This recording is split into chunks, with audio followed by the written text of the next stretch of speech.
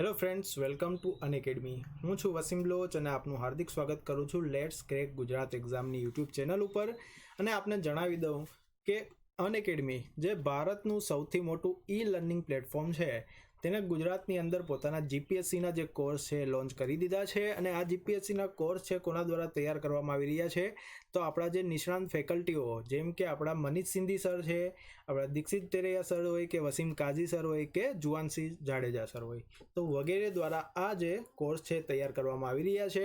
આ નિષ્ણાંત ફેકલ્ટીઓ જે છે એક ગુજરાત સરકારની એક્ઝામ લેવાઈ રહી છે ઘણા સમયથી, એની અંદર ઓફલાઈન જે આપણા કોચિંગ ઇન્સ્ટિટ્યૂટ છે તેની અંદર અને ઓનલાઈન પણ તમે એમને જોયા છે. હાલ પણ તમે એને ગુજરાતની આપણે જે લેટ્સ ક્રેક ગુજરાત એક્ઝામની યુટ્યુબ ચેનલ છે તેના ઉપર લાઈવ લેક્ચર દ્વારા તેમને જોઈ શકો છો. તો વગેરે ફેકલ્ટીઓ છે એમના દ્વારા ગુજરાતમાં આપણે જીપીએસસીના કોર્સ લોન્ચ કરવામાં આવ્યા છે અને એમના દ્વારા તમને લાઈવ ટીચિંગ છે આપવામાં આવી રહ્યું છે અને એની અંદર પોતાના ડાઉટ છે એ પણ તમે આરામથી સોલ્વ કરી શકો છો. તો હવે આપણી લેટ્સ ક્રેક ગુજરાત એક્ઝામની યુટ્યુબ ચેનલ છે એને તમે સબસ્ક્રાઇબ ન કરી તો સબસ્ક્રાઇબ કરી લેજો. અને આ જે જીપીએસસીના કોર્સ છે એની અંદર એક મહત્વનો સબ્જેક્ટ છે ગુજરાતનો સાંસ્કૃતિક વારસો. તો ગુજરાતનો સાંસ્કૃતિક વારસો છે એના ઘણા સમયથી આપણે જોઈ રહ્યા છે કે ગવર્મેન્ટની એક્ઝામની અંદર એનું મહત્વ ખૂબ જ વધી રહ્યું છે.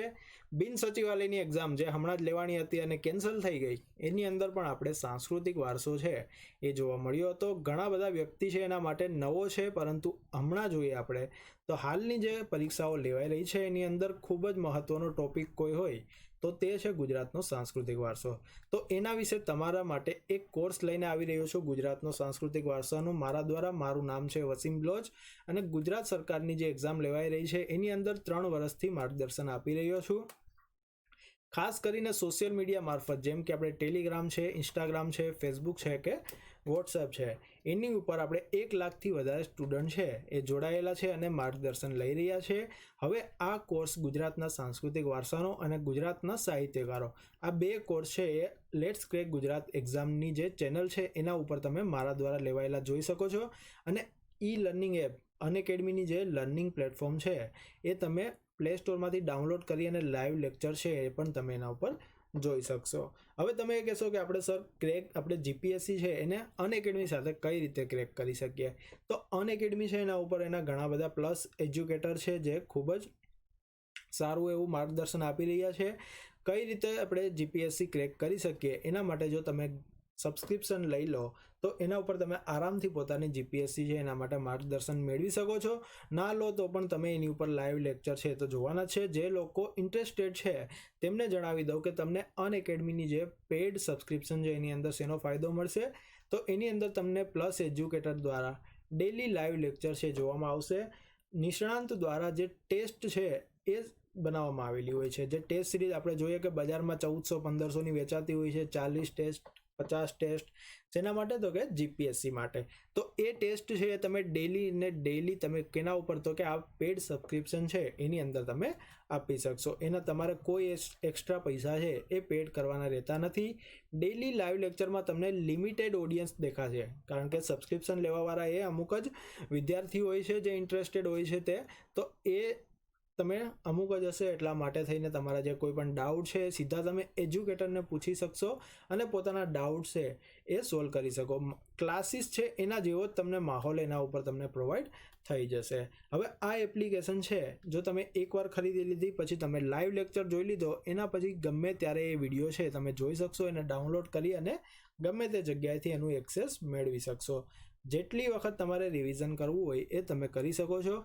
1 વર્ષથી અથવા 2 વર્ષનો જો તમે સબસ્ક્રિપ્શન કોર્સ લીધો હોય તો તમે ત્યાં સુધી પણ આ વિડીયો છે એને જોઈ શકશો. હવે આ અનએકેડમીની જે પ્લેટફોર્મ છે એના ઉપર ઘણા બધા કોર્સ તમને જોવા મળશે, જેમ કે વિવિધ ફેકલ્ટીઓ છે તેમના દ્વારા એક જ સબ્જેક્ટ ઉપર લેવાયેલા ઘણા બધા કોર્સ છે એ તમે એની અંદર જોઈ શકશો. તો એનો ફાયદો તમને મળશે. લાઈવ ટેસ્ટ તમને જોવા મળશે, ક્વોલિટી ટેસ્ટ જોવા મળશે, ક્વોલિટી વિડીયો છે એ તમને લાઈવ જોવા મળશે. પોતાના ડાઉટ તમે એની ઉપર સોલ્વ કરી શકશો અને તમે એનું અનલિમિટેડ એક્સેસ છે એ પણ મેળવી શકશો. હવે જોઈ શકો છો કે કઈ રીતે આપણે એક જ સબ્જેક્ટ ઉપર ઘણા બધા ફેકલ્ટીઓ છે તેના કોર્સ જોવા મળે છે. કે સાયન્સ એન્ડ ટેક છે તો એના 24 કોર્સ તમે જોઈ શકો છો. ક્વોલિટી ઉપર તમે 23 જેટલા કોર્સ છે, 23 જેટલા ફેકલ્ટીઓ દ્વારા બનાવવામાં આવેલા છે તે જોઈ શકો છો. હિસ્ટ્રીના તમે 23 જેટલા કોર્સ તમે એની ઉપર જોઈ શકો છો. તો આ રીતે વિવિધ ફેકલ્ટીઓ છે એના દ્વારા તૈયાર કરેલા કોર્સ તમે અનએકેડમી ઉપર આરામથી એક્સેસ કરી શકો છો. હવે આનું પેઇડ સબસ્ક્રિપ્શન તમે કઈ રીતે રજિસ્ટર કરી શકો છો? તો એના માટે તમારે પ્લે સ્ટોર ઉપર જવાનું રહેશે. ત્યાંથી અનએકેડમીની જે એપ્લિકેશન છે એને ડાઉનલોડ કરી લેવાની છે. એની અંદર લોગિન કર્યા બાદ જીપીએસસી તરીકે તમારે એની અંદર સર્ચ કરવાનું છે. એની અંદર તમને જોવા મળશે કે કઈ રીતના આપણા પ્લાન છે જીપીએસસી માટે. તો 1 મંથથી લઈને આપણે 24 મંથ છે ત્યાં સુધીના પ્લાન તમે એમની એ એપ્લિકેશનની અંદર જોઈ શકો છો. હવે આપણે આવનારા સમયમાં જોઈએ કે 6 મહિના સુધી કોઈ પણ એક્ઝામ આપણે નજીક દેખાતી નથી અને આવનારા સમયમાં જે નવી પોલીસ સબ ઇન્સ્પેક્ટર જેમ કે પીએસઆઈની પરીક્ષા છે અને વિવિધ પરીક્ષાઓ છે 1 વર્ષની અંદર લેવાવાની છે. તો તમે જો 12 મંથનું સબસ્ક્રિપ્શન લો છો તો જ્યાં સુધી તમારી પીએસઆઈની એક્ઝામ છે, તમારી જીપીએસસીની એક્ઝામ પૂરી થશે ત્યાં સુધી તમે એનું લાઈવ એક્સેસ મેળવી શકશો. અને આગળ પણ જે તૈયારી કરવા માંગે છે, જે લોકો કોલેજ કરે છે અને 2 વર્ષની અંદર પોતાની જે છે કોલેજ પણ પૂરી થવાની હોય અને આવનારા સમયમાં એની પરીક્ષા હોય, જેમ કે જીપીએસસી આપવા માંગતા હોય, પીએસઆઈ આપવા માંગતા હોય અથવા તો પોલીસ ઇન્સ્પેક્ટરની પરીક્ષા આપવા માંગતા હોય, એવા વિદ્યાર્થીઓને 2 વર્ષનો જે કોર્સ છે એ સજેસ્ટ કરી. કારણ કે માત્ર 1300 થી 1500 રૂપિયા જો તમે નાખશો તો એની અંદર તમને 1 વર્ષ વધારે બેનિફિટ છે મળશે. કઈ રીતે જોઈએ આપણે કે એક વર્ષનો જે કોર્સ છે આમ તો કેટલાનો આપણે 7000નો જોવા મળે છે, પરંતુ જો વસીમ 10 તમે કોડ એની ઉપર એપ્લાય કરશો તો આ જે કોર્સ છે તમને 6300ની અંદર પડશે. એના પછી કયો જોઈએ આપણે તો બીજો આવે છે 2 વર્ષનો કોર્સ. તો 2 વર્ષ 6300ની અંદર જો તમે થોડાક પૈસા એડ કરશો 1 મંથ જેટલા તો તમને 1 વર્ષનો વધારે ફાયદો એની અંદર મળી રહેશે, જેથી કરીને તમારે રિન્યુઅલ કરાવવાનું પણ કોઈ ટેન્શન નહીં રહે. એટલા માટે થઈને 2 વર્ષનો તમે એની ઉપર પ્રિફર કરી શકો છો જે કોલેજની અંદર વિદ્યાર્થીઓ છે અને આવનારા સમયમાં જીપીએસસીની પરીક્ષાની જે તૈયારી કરવા માંગે છે એના માટે આ 2 વર્ષનો કોર્સ છે એ હું સજેસ્ટ કરીશ. હવે આવીએ આપણા વિડીયો તરફ, જેની અંદર છે આપણે સાંસ્કૃતિક વારસો. સાંસ્કૃતિક વારસાનો આપણે પહેલો લેક્ચર છે કલા સ્વરૂપ, શિલ્પ અને સ્થાપત્ય. એના વિશે પૂરું ડિટેલમાં જોવાનું છે. જીપીએસસી ક્લાસ 1-2ની અંદર જે પરીક્ષામાં પ્રશ્ન પૂછાયા છે તે જોવાના છે. ક્લાસ 3માં તો ખૂબ જ મહત્વનો ટોપિક આપણે કહી શકીએ કલા સ્વરૂપ અને સ્થાપત્ય.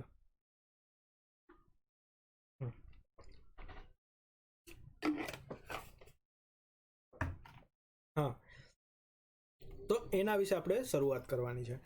હવે કલા, શિલ્પ અને સ્થાપત્ય જોતા પહેલાં આપણે શિલ્પ વિશે થોડી માહિતી મેળવવી જોઈએ કે શિલ્પ આપણે કોને કહી શકીએ. જે જીપીએસસીની જે પરીક્ષા છે એની અંદર આપણે લખી શકીએ, એટલા માટે થઈને મેન્સની અંદર પણ પૂછાઈ શકે કે શિલ્પ આપણે કોને કહી શકીએ છીએ. તો ભારતીય સંસ્કૃતિમાં દર્શાવેલ જે લલિત કલાઓ છે તે પૈકીની એક કલાને પણ આપણે શિલ્પ તરીકે ઓળખીએ છીએ. જે લલિત કલાઓ આપેલી છે એની પૈકીની એક કલા એટલે કે શિલ્પ. શિલ્પ છે એક એવું આર્ટ છે તો કે વિઝ્યુઅલ આર્ટ તરીકે આપણે ઓળખીએ છીએ. દ્રશ્યમાન કલા છે શિલ્પ, કારણ કે આપણે જે કોઈ પણ શિલ્પ બનાવવામાં આવેલું હોય એને આપણે નરી આંખે જોઈ શકીએ છીએ. જેમ કે કોઈ પણ કોતરણી કામ કરવામાં આવ્યું હોય તે આપણે જોઈ શકીએ છીએ. બીબા ઢાળવાની કળા છે એને પણ આપણે જોઈ શકીએ છીએ. પછી કઈ રીતે આકાર આપવાની કલા અને અન્ય કોઈ પદ્ધતિ છે, જેમ કે કોઈ પણ બીમ વડે આપવામાં આવતી હોય અથવા તો કોઈ મશીન છે એના દ્વારા કોઈ ઉપસાવવામાં આવતી હોય, જેના ઉપર તો કે પથ્થર, લાકડું, ધાતુ, માટી વગેરે ઉપર કંડારવામાં આવેલી જે 2D અથવા 3D દ્વિપરિમાણ અથવા તો ત્રિપરિમાણ એવી કૃતિ હોય છે જે કંડારવામાં આવેલી હોય છે તેને આપણે શિલ્પ તરીકે ઓળખીએ છીએ. વિઝ્યુઅલ આર્ટ તરીકે એને ઓળખવામાં આવે છે. અને સામાન્ય રીતે આપણે ઓળખીએ કે કોઈ પણ જે કુંભાર હોય છે તો માટીનો ઘડો છે એને આકાર આપે છે. પછી કોઈ શિલ્પ સ્થાપત્ય કરતું હોય તેને કંડારવામાં આવે છે. જેમ કે આપણે હમણાં જ જોઈએ કે સરદાર પટેલ સરની જે મૂર્તિ છે એ બનાવવામાં આવેલી છે.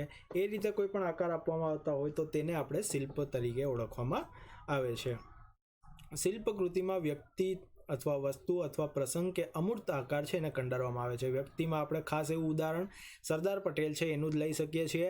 વસ્તુની અંદર આપણે જોઈ શકીએ છીએ સીદી સૈયદની જાળી છે એને કંડારવામાં આવેલી છે. કોઈ પ્રસંગ છે એને આપણે જોઈએ, જેમ કે ગાંધીજી છે એ દાંડી માર્ચ છે જતા હતા એનું ચિત્ર આપણે ઘણી વખત જોવા મળે છે. એના વિશે જો કોઈ મૂર્તિ બનાવવામાં આવે તો એને આપણે પ્રસંગ તરીકે કહી શકીએ છીએ. એ રીતે આકાર આપવામાં આવે અને કંડારવામાં આવે તેને આપણે શિલ્પ તરીકે ઓળખીએ છીએ. શિલ્પની અંદર આપણે 3 બાબત જોવાની જોવાની હોય છે કે લંબાઈ, પહોળાઈ અને ઊંડાઈ અથવા જાડાઈ એમ 3 પરિણામો છે એ આપણે એની અંદર જોવાના હોય છે. શિલ્પના કેટલા પ્રકાર પાડવામાં આવે છે? તો શિલ્પના છે એ 2 પ્રકાર આપણને જોવા મળે છે. પહેલો આવશે એની અંદર અંશઃમૂર્ત શિલ્પ તરીકે ઓળખવામાં આવે છે. અંશઃમૂર્ત શિલ્પ કોને કહી શકીએ? તો જે શિલ્પ છે એની પાછળની ભાગ એકદમ સપાટ હોય અને આગળની ભાગ છે એને કોતરણી કામ કરીને ઉપસાવવામાં આવેલી હોય. જેમ કે પાછળ કોઈ છે એ કોઈ આપણે દિવાલ હોય છે તો દિવાલ પાછળની સપાટ હોય છે અને એની ઉપર સુંદર કોતરણી કામ કરીને કોઈ પણ વસ્તુ છે એ ઉપસાવવામાં આવેલી હોય તેને આપણે અંશઃમૂર્ત શિલ્પ તરીકે ઓળખવામાં આવે છે. પાછળની ભાગ કેવી રહેશે? સપાટ રહેશે અને આગળની ભાગ છે એને કોતરણી કરી અને ઉપસાવવામાં આવેલી હોય. આગળના આપણે જોશું સ્લાઇડ, એની અંદર તેનો ફોટો આપણને જોવા મળી જશે. અને બીજું આવશે પૂર્ણમૂર્ત શિલ્પ. પૂર્ણમૂર્ત શિલ્પ કેને કહી શકીએ? જેને આપણે ચારે બાજુ ફેરવીને જોઈ શકીએ, એ રીતે એને ઘાટ આપવામાં આવેલો હોય, એ રીતે એને મસ્ત કંડારવામાં આવેલી હોય કે આપણે એને ચારે બાજુથી જોઈ શકીએ. જેમ કે આપણે કોઈ 3D મૂર્તિ છે, ત્રિપરિમાણ કોઈ મૂર્તિ છે એને કંડારવામાં આવેલી હોય. જાહેર ચોક ઉપર આપણે કોઈ પણ સ્ટેચ્યુ જોઈએ છે, જેમ કે છત્રપતિ શિવાજીનું સ્ટેચ્યુ આપણને જોવા મળે છે, ઘણા બધા ગાંધી બાપુના સ્ટેચ્યુ જોવા મળે છે વગેરે આપણે જોઈ શકીએ છીએ. તેને આપણે શું કહીશું? સરદાર પટેલનું જ લઈ લઈએ. સરદાર પટેલની જે સ્ટેચ્યુની આપણે જે પ્રતિમા છે એને આપણે કેટલી તો કે ચારે બાજુથી જોઈને જોઈ શકીએ છીએ. તેને આપણે શું કહેવામાં આવશે? પૂર્ણમૂર્ત શિલ્પ તરીકેની અંદર કહેવામાં આવશે. તેની અંદર આપણે ઘણા દેવી દેવતાઓની મૂર્તિઓ છે એ પણ એની અંદર જોવામાં આવે છે. નગર અને જાહેર 4 રસ્તા છે એની ઉપર જે મૂર્તિઓ મૂકવામાં આવેલી હોય, જાહેર માર્ગ ઉપર જે મૂર્તિઓ મૂકવામાં આવેલી હોય છે એ આપણે જોઈએ, એને આપણે પૂર્ણમૂર્ત શિલ્પની અંદર સમાવેશ કરવામાં આવશે. જોઈ લઈએ આપણે અંશઃમૂર્ત શિલ્પ અને પૂર્ણમૂર્ત શિલ્પ કોને કહેવાય. તો આ રીતે જેની પૃષ્ઠભાગ એટલે કે પાછળની ભાગ છે એ સપાટ હોય છે અને એની ઉપર જે કંડારીને ચિત્ર આલેખવામાં આવ્યું, જેમ કે આ માછલીનું ચિત્ર છે તો કંડારીને ઉપસાવવામાં આવેલું છે, એને આપણે અંશઃમૂર્ત શિલ્પ તરીકે ઓળખશું. અને આ એક મૂર્તિ છે જેને આપણે જોઈ શકીએ છીએ, જેને આપણે ચારે બાજુથી ફેરવીને આપણે જોઈ શકીએ છીએ, તેને પૂર્ણમૂર્ત શિલ્પ તરીકે ઓળખવામાં આવે છે. તો વગેરે મૂર્તિઓ જે હોય છે એને આપણે કેની અંદર સમાવેશ કરશું? પૂર્ણમૂર્ત શિલ્પ છે એની અંદર સમાવેશ કરશું. હવે આગળ જોઈએ આપણે સમ્રાટ અશોકનો શિલાલેખ. સમ્રાટ અશોકનો શિલાલેખ છે કઈ જગ્યાએ આપણે જોવા મળે છે? તો ગુજરાતની અંદર આપણે જોઈએ જુનાગઢ છે. જુનાગઢની અંદર દામોદર કુંડ આવેલો છે. દામોદર કુંડની નજીક છે એ આપણે અશોકનો જે શિલાલેખ છે એ જોવા મળે છે. હવે આ જે અશોકનો શિલાલેખ છે એ કોતરવામાં આવેલો છે એ કઈ ભાષા અને કઈ લિપિની અંદર કોતરવામાં આવેલો છે? તો બ્રાહ્મી લિપિની અંદર આપણે જે છે અશોકનો શિલાલેખ છે એ બ્રાહ્મી લિપિની અંદર કોતરવામાં આવેલો છે. અને ભાષા કઈ છે? તો ભાષા આવશે એની પાલી. પ્રાકૃત ભાષા કહી શકીએ છીએ અથવા તો પાલી ભાષાની અંદર એને કોતરવામાં આવેલો છે. આ અશોકનો જે શિલાલેખ છે એની બાજુમાં બીજા 2 શિલાલેખ પણ આવેલા છે. બીજા જે 2 રાજા હતા એને પણ પોતાના શિલાલેખ છે કોતરાવેલા છે. એમાં કોનો સમાવેશ થશે? પહેલા થશે રુદ્રદામન. ક્ષત્રપ રાજા રુદ્રદામન છે તેમણે પણ પોતાનો જે શિલાલેખ છે અશોકના શિલાલેખની બાજુમાં કોતરાવેલ છે, રુદ્રદામન. અને બીજા કોણ હતા? તો બીજા હતા ચંદ્રગુપ્ત રાજા. ચંદ્રગુપ્ત જે હતા, સ્કંદગુપ્ત છે, જે સ્કંદગુપ્ત હતા એનો પોતાનો શિલાલેખ છે એ પણ એમની બાજુમાં કોતરાવવામાં આવેલું છે. હવે એ બંનેની ભાષા અને લિપિ કઈ હતી? તો એ બંનેની જે લિપિ હતી એ બ્રાહ્મી લિપિ હતી. લિપિ ત્રણેયની સમાન આવશે, બ્રાહ્મી લિપિ અને બ્રાહ્મી લિપિ. અશોક, રુદ્રદામન અને સ્કંદગુપ્ત ત્રણેયની લિપિ કઈ હતી? બ્રાહ્મી હતી. પરંતુ રુદ્રદામન અને સ્કંદગુપ્ત છે એ બંનેની ભાષા કઈ હતી? તો ભાષા હતી સંસ્કૃત. સંસ્કૃત ભાષાની અંદર પોતાના શિલાલેખો છે એ તેમણે કોતરાવેલા છે. એમના શિલાલેખો પણ કઈ જગ્યાએ આવેલા છે? તો કે જૂનાગઢમાં અશોકના જે શિલાલેખ છે એની બાજુમાં કોતરાવવામાં આવેલા છે. અશોકના શિલાલેખ વિશે આપણે જોઈએ તો એક્ઝામ છે એની અંદર આપણને પહેલો પ્રશ્ન તો એ જ જોવા મળે છે કે સૌ પ્રથમ આપણે અશોકનો જે શિલાલેખ છે એની શોધ કોના દ્વારા કરવામાં આવી છે? તો અશોકનો જે શિલાલેખ છે એની શોધ આપણે કર્નલ ટોડ છે એમના દ્વારા કરવામાં આવેલી છે. અને પછી એવો પ્રશ્ન આવે છે કે એની લિપિ કોણે ઉકલી હતી? જે અશોકનો શિલાલેખ છે કોતરાવવામાં આવેલો છે તો તેની જે લિપિ છે એ કોના દ્વારા ઉકેલવામાં આવી હતી? જેમ્સ પ્રિન્સેસ દ્વારા તેની લિપિ ઉકેલવામાં આવી હતી અને પાછળથી થોડા સમય બાદ આપણે જોઈએ તો એની અંદર સુધારો કરવામાં આવ્યો હતો. તો કોના દ્વારા? ભગવાનલાલ ઇન્દ્રજી, જે આપણા ગુજરાતના હતા, એમના દ્વારા એની અંદર સુધારો કરવામાં આવ્યો હતો. એટલા માટે થઈને આ એક પ્રશ્ન છે મહત્વનો બની જાય છે કે અશોકનો જે શિલાલેખ છે એની અંદર સુધારો કોના દ્વારા કરવામાં આવેલો હતો? ભગવાનલાલ ઇન્દ્રજી છે એમના દ્વારા સુધારો જે કરવામાં આવેલો હતો. એક બીજો મહત્વનો પ્રશ્ન એવો પણ બની શકે છે કે જૂનાગઢની અંદર જે આજે અશોકનો શિલાલેખ આવેલો છે તો જૂનાગઢનું આપણે બીજા કયા નામથી ઓળખીએ છીએ? જૂનાગઢને આપણે કયા નામથી ઓળખવામાં આવે છે? તો જૂનાગઢને આપણે ઉજ્જૈન નગરી છે તે તરીકે પણ ઓળખવામાં આવે છે. તો આ એક ખાસ નોટ કરી લેજો કે જૂનાગઢને ઉજ્જૈન નગરી તરીકે ઓળખવામાં આવે છે. હવે આગળ જોઈએ કે મૌર્ય સમ્રાટ અશોક છે તો પોતાનો શિલાલેખ કોતરાવ્યો છે એ કઈ જગ્યાએ કોતરાવવામાં આવેલો છે? તો જૂનાગઢની તળેટીમાં જે દામોદર કુંડ આવેલો છે. દામોદર કુંડ કોનાથી રિલેટેડ કરી શકીએ આપણે? નરસિંહ મહેતાથી. કારણ કે નરસિંહ મહેતા પ્રાતઃકાળ સવારમાં જે દામોદર કુંડ છે ત્યાં સ્નાન કરવા જતા હતા. એટલા માટે થઈને દામોદર કુંડ છે એને આપણે નરસિંહ મહેતાથી રિલેટેડ કરી શકીએ. અને તે જગ્યાએ જ્યારે પણ તેઓ સ્નાન કરવા જતા ત્યારે પદ ગાતા. પદ એટલે કે ભજન. જે ભજનની રચના કરવામાં આવી છે તેને આપણે પ્રભાતિયા તરીકે હાલ ઓળખવામાં આવે છે. અને ગુજરાતી સાહિત્ય છે એની અંદર ખૂબ જ એવો મહત્વનો પ્રશ્ન છે કે નરસિંહ મહેતા છે એણે જે દામોદર કુંડમાં નાહવા જતા ત્યારે પદોની રચના કરી એને કયા નામથી ઓળખવામાં આવે છે? તો કે પ્રભાતિયા. હવે અશોકના શિલાલેખ છે ને બ્રાહ્મી લિપિ અને પ્રાકૃત ભાષાની અંદર કોતરાવવામાં આવેલા છે. સમ્રાટ અશોકના શિલાલેખનો પરિઘ કેટલો છે? તો તેનો પરિઘ છે 75 ફૂટ જેટલો એનો પરિઘ છે. કર્નલ ટોડ હતા, એમણે જૂનાગઢના ગિરનારની તળેટીમાં આવેલ સમ્રાટ અશોકના શિલાલેખ છે તેનું શોધ કરી હતી. હવે આ જે ગુજરાતમાં આવેલો શિલાલેખ છે એની અંદર શાના નિયમો આપેલા છે? તો અશોકના આ શિલાલેખની અંદર નૈતિકતાના જે નિયમો છે એ આપવામાં આવેલા છે. એ પણ ખૂબ મહત્વનો પ્રશ્ન છે. આ શિલાલેખ છે સમ્રાટ અશોકે લોકોને હિંસાથી દૂર રહેવા માટે થઈને સલાહ આપી છે. સમ્રાટ અશોક છે એના વિશે પણ આપણે જાણીએ છીએ કે ઘણા બધા એના ભાઈઓ છે એનું તેમને વધ કરી અને પોતે ગાદી ઉપર આવ્યા હતા. પછી તેમનું જે છે એ માઇન્ડ પરિવર્તન થયું. ક્યારથી? તો કે કલિંગનું જે યુદ્ધ હતું એના પછી તેમનું માઇન્ડ પરિવર્તન થયું અને પોતે છે એણે આ બધીથી દૂર રહેવાનું નક્કી કર્યું હતું. તો ઔષધીય વનસ્પતિનું વાવેતર કરવાનું તેમજ અરસપરસ સંપ કેળવવાનો જે છે એ આ શિલાલેખની અંદરથી આપણને જાણવા મળે છે. ક્યાં આવેલો છે? તો કે ગુજરાતમાં દામોદર કુંડ છે એની નજીક આવેલો છે. કઈ ભાષા અને કઈ લિપિ છે? તો કે બ્રાહ્મી લિપિ અને પ્રાકૃત ભાષાની અંદર કોતરવામાં આવેલો છે. પરિઘ એનો કેટલો છે? તો કે 75 ફૂટનો એનો પરિઘ છે.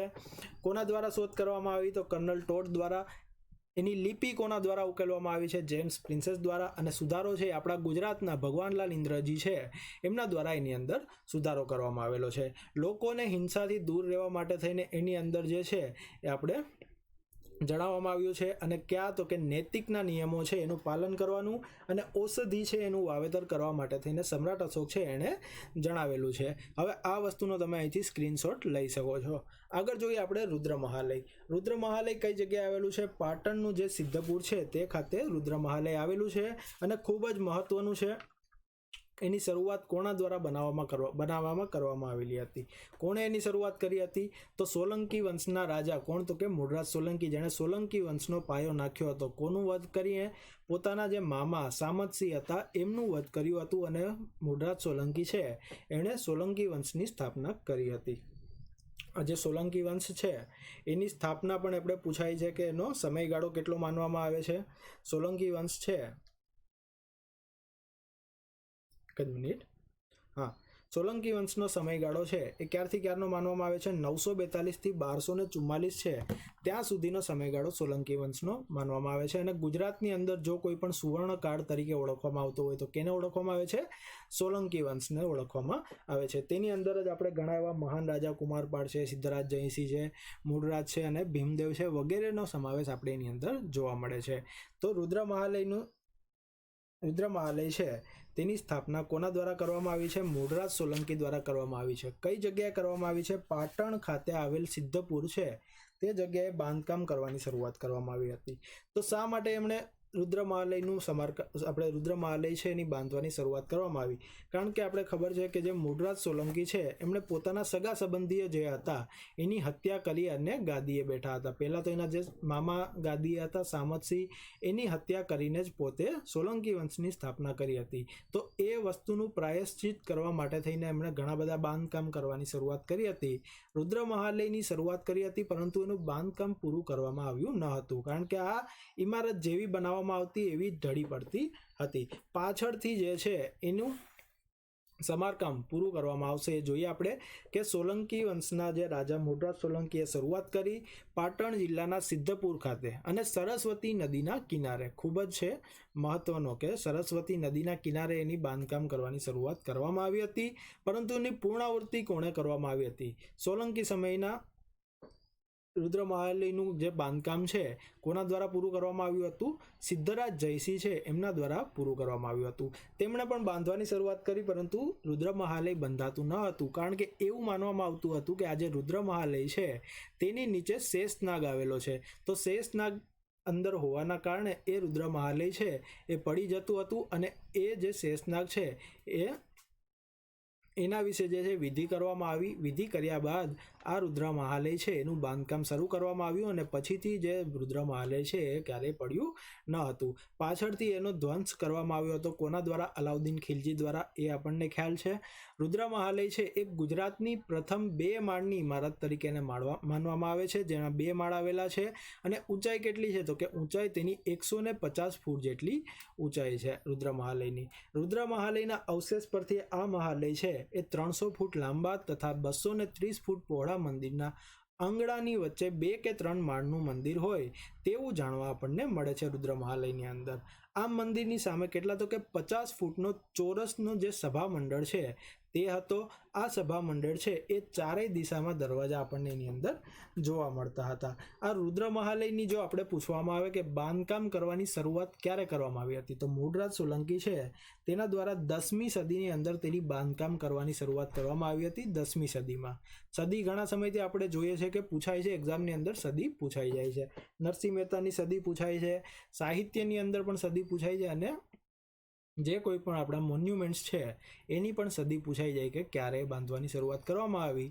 તો રુદ્ર મહાલયની સદી પૂછાય તો એની અંદર સાચો આન્સર આવશે 10મી સદીમાં એને બાંધવાની શરૂઆત કરવામાં આવી હતી. અને એની પૂર્ણાવૃત્તિ ક્યારે કરવામાં આવી? તો 1140 છે ત્યારે એની પૂર્ણાવૃત્તિ કરવામાં આવી. કોના દ્વારા? સિદ્ધરાજ જયસિંહ છે એના દ્વારા પૂર્ણાવૃત્તિ કરવામાં આવી. અને સદી કઈ હતી? તો કે સદી હતી 12મી. 10મી સદીમાં શરૂઆત કરવામાં આવી અને પૂર્ણ ક્યારે થયું? તો કે 12મી સદીમાં. પાછળથી અલાઉદ્દીન ખિલજી છે તેણે રુદ્ર મહાલયનો નાશ કર્યો હતો. પ્રથમવાર પૂછવામાં આવે કે પ્રથમવાર રુદ્ર મહાલય છે એનો ધ્વંસ કોના દ્વારા કરવામાં આવ્યો હતો? અલાઉદ્દીન ખિલજી એનો ધ્વંસ કર્યો હતો, અને પાછળની દિવાલ પાડી અને ત્યાં જે છે એ મસ્જિદ તરીકે અત્યારે કામમાં લેવામાં આવે છે. હાલના સમયમાં પણ તેને મસ્જિદ તરીકે કામમાં લેવામાં આવે છે. જે પાછળની દિવાલ હતી તેને અલાઉદ્દીન ખિલજીએ ધ્વંસ કર્યા બાદથી. પછી જોઈએ આપણે કે બીજી વખત પણ એનું જે ધ્વંસ કરવામાં આવ્યો હતો એ કોના દ્વારા કરવામાં આવ્યો હતો? તો જ્યારે અહેમદ શાહ પ્રથમ આવ્યા હતા એના દ્વારા બીજી વખત સિદ્ધપુરનું જે રુદ્ર મહાલય છે એનો નાશ કરવામાં આવ્યો હતો. તો આ 2 પ્રશ્ન ખાસ યાદ રાખજો. અત્યાર સુધી એક્ઝામમાં પૂછાયો નથી, પરંતુ આવવાની સંભાવના વધી જાય છે, કારણ કે અલાઉદ્દીન ખિલજી છે એને પ્રથમવાર ધ્વંસ કરેલો, અને અહેમદ શાહ પ્રથમ છે એને બીજી વખત રુદ્ર મહાલય છે એનો ધ્વંસ કરવામાં આવ્યો હતો. આટલી વસ્તુ આપણે સિદ્ધપુરનું જે રુદ્ર મહાલય છે એના વિશે જાણવાની છે. હવે આગળ જોઈએ મહત્વની વાવ, અડાલજની વાવ. ઘણા બધા આપણે એક્ઝામની અંદર આમાંથી પ્રશ્ન પૂછાઈ ગયો છે, અને આવનારા સમયમાં પણ એના વિશે પ્રશ્ન આવવાની ખૂબ જ સંભાવના વધી જાય છે. અડાલજની વાવ છે ખૂબ જ મહત્વની વાવ છે, અને વાવના પ્રકાર પણ આપણે સાથે સાથે એની અંદર જોવાના છે. તો જોઈએ અડાલજની વાવ વિશે. હા, તો અડાલજની વાવ છે એની બાંધવાની શરૂઆત કોના દ્વારા કરવામાં આવી હતી? તો જે વાઘેલા વંશના રાવ વીરસિંહ હતા એમના ધર્મપત્ની હતા રાણી રૂડાબાઈ. તેમણે 1499 અંદર ગાંધીનગર જિલ્લાના અડાલજ ખાતે આ વાવ છે એનું નિર્માણ કરવાની શરૂઆત કરવામાં આવી હતી. હવે એની અંદરની એક કહાની એ છે કે જ્યારે પણ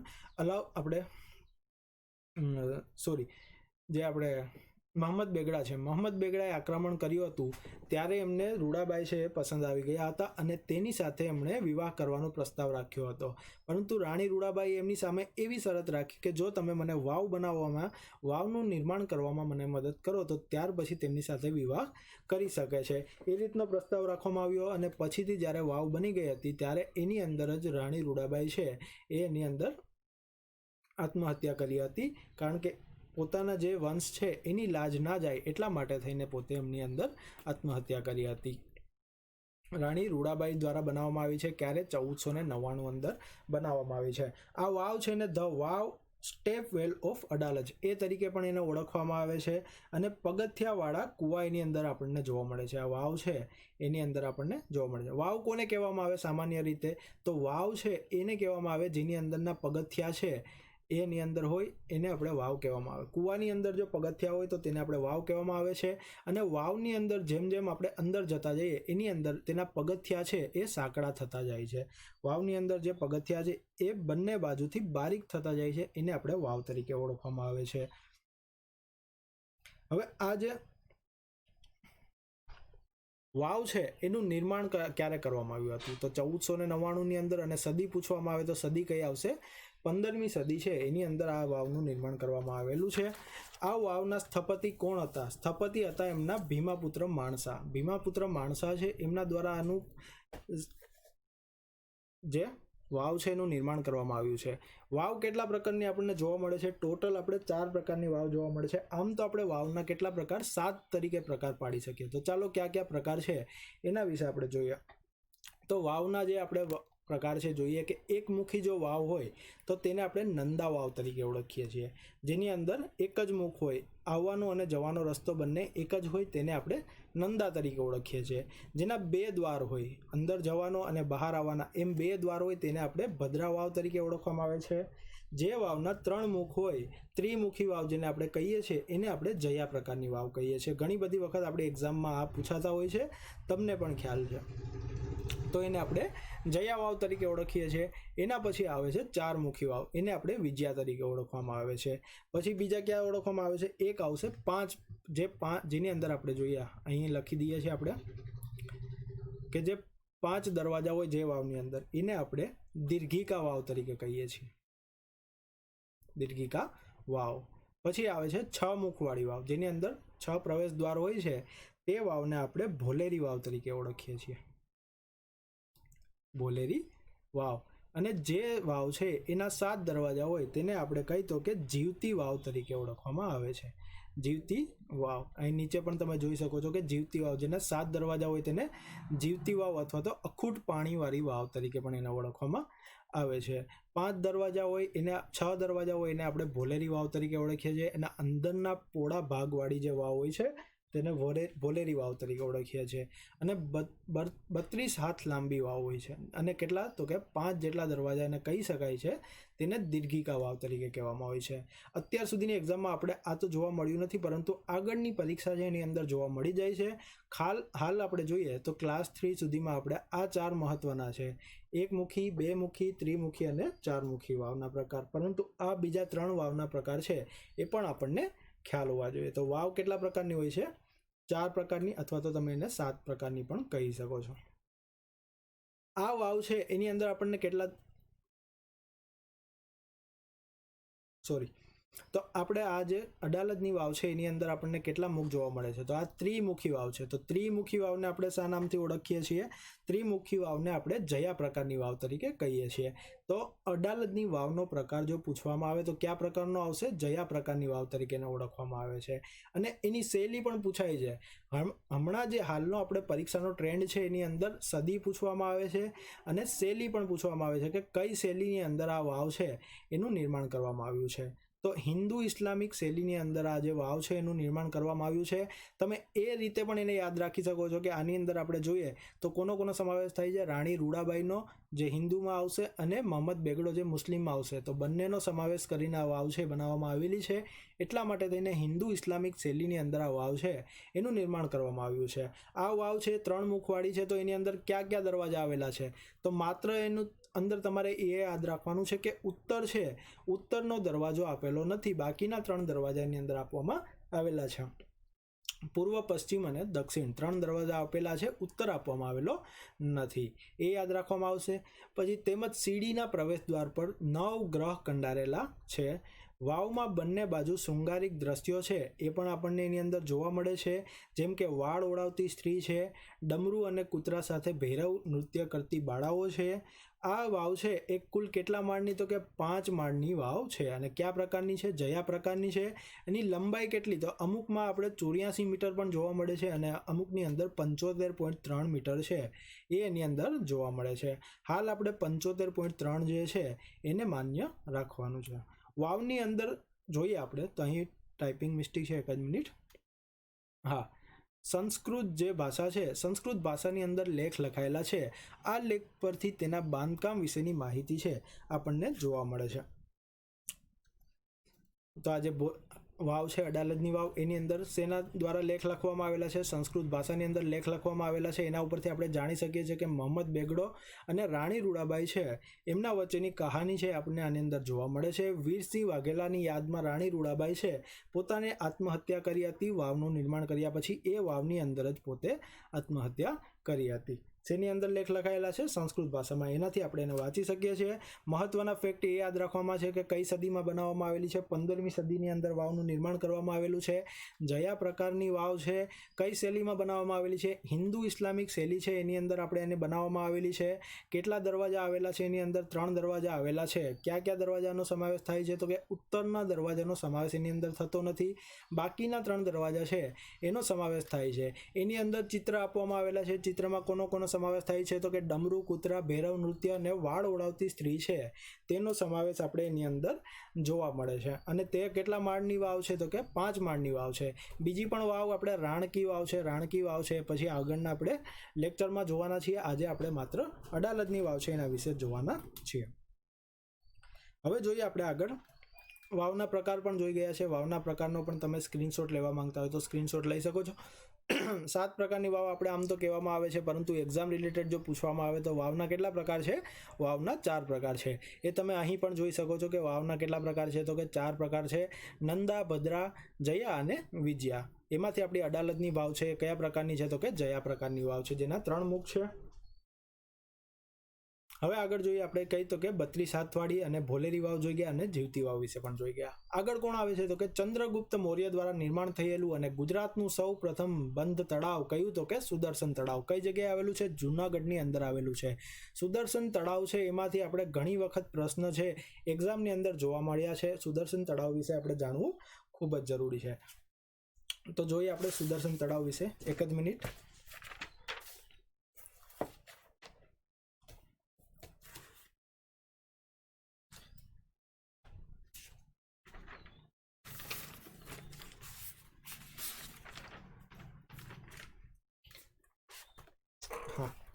તો સુદર્શન તળાવ છે એ કઈ જગ્યાએ આવેલું છે? જૂનાગઢ જિલ્લાના ગિરનારની તળેટીમાં આવેલું છે. કોના દ્વારા નિર્માણ કરવામાં આવેલું છે?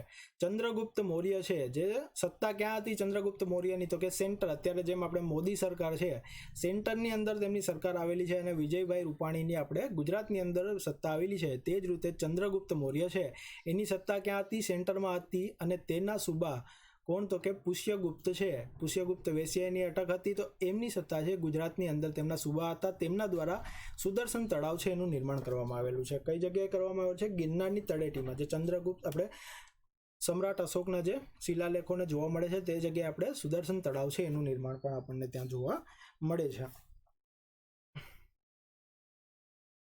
હવે આ સુદર્શન તળાવ છે એનો પ્રશ્ન આપણે 2 રીતે બને છે. એક તો બને છે આપણે ગુજરાતના સાંસ્કૃતિક વારસાને રિલેટેડ પણ બને છે અને હિસ્ટ્રી રિલેટેડ પણ આપણે એની અંદરથી પ્રશ્ન આપણને જોવા મળે છે. કારણ કે સુદર્શન તળાવ છે એનું ખૂબ જ મહત્વ છે. હિસ્ટ્રી રિલેટેડ પણ આપણે એનું મહત્વ જોવા મળે છે. શા માટે? કારણ કે એની અંદર ઘણા બધા રાજાઓ છે એના સુબાઓએ સમારકામ કરાવેલું છે, નહેરો કઢાવેલી છે. એના વિશે આપણને આ વિડીયોમાં આપણે જોઈ લઈએ. સુદર્શન તળાવ છે કઈ જગ્યાએ આવેલું છે? જૂનાગઢ જિલ્લાના ગિરનારની તળેટીમાં આવેલું છે. તેનું તેનું જે બાંધકામ છે કોના દ્વારા સૌ પ્રથમ કરવામાં આવેલું હતું? ચંદ્રગુપ્ત મૌર્ય છે, એના સુબા પુષ્યગુપ્ત છે, એણે એનું બાંધકામ કરાવેલું છે. અને સુદર્શન તળાવ છે એ સોનરેખા નદી તરીકે ઓળખીએ છીએ આપણે. જે સોનરેખા નદી અથવા તો તેને સુવર્ણસિક્તા નદી છે તે આગળ બંધ બાંધી અને આ તળાવ છે એનું નિર્માણ કરવામાં આવ્યું હતું. હવે થયું કંઈક એવું કે આ જે સુદર્શન તળાવ જ્યારે ન હતું ત્યારે આ જે નદી હતી સુવર્ણસિક્તા સોનરેખા નદી છે, એક હતી સુવર્ણસિક્તા નદી અને બીજી નદી હતી પ્લાસી. અહીં જ લખી દઉં છું આપણે, તમે નોટ કરતા જજો. સુવર્ણસિક્તા નદી પ્લસ પ્લાસી. તો આ બંનેનું પાણી છે જે જગ્યાએ ભેગું થતું હતું તે જગ્યા ઉપર એક બંધ બાંધવામાં આવ્યો અને તે તળાવને શું નામ આપવામાં આવ્યું? સુદર્શન તળાવ તરીકે નામ છે એને આપવામાં આવ્યું. કારણ કે આ બંને નદીઓનું પાણી છે એ ત્યારના રાજા દ્વારા જોવામાં આવ્યું કે બંનેનું પાણી છે અરબ સાગરને મળી અને બધું પાણી છે વેસ્ટ થઈ જાય છે, તો શા માટે અહીંયા બંધ બાંધીને એને રોકી લેવામાં ન આવે? એટલા માટે થઈને સુદર્શન તળાવ છે એનું નિર્માણ કરવામાં આવ્યું છે. કઈ નદી? તો કે સુવર્ણસિક્તા નદી અને પ્લાસી નદી છે એ બંનેને જ્યાં ભેગી થતી હતી તે જગ્યા ઉપર આ બંધ છે બાંધવામાં આવ્યું છે. પછી રુદ્રદામાના સુબા સુવિશાખ અને સ્કંદગુપ્તના સુબા ચક્રપાલિત છે એ બંને પણ આ તળાવ છે એનું સમારકામ કરવામાં આવ્યું છે. એ પણ આપણે આગળ જોવાનું છે.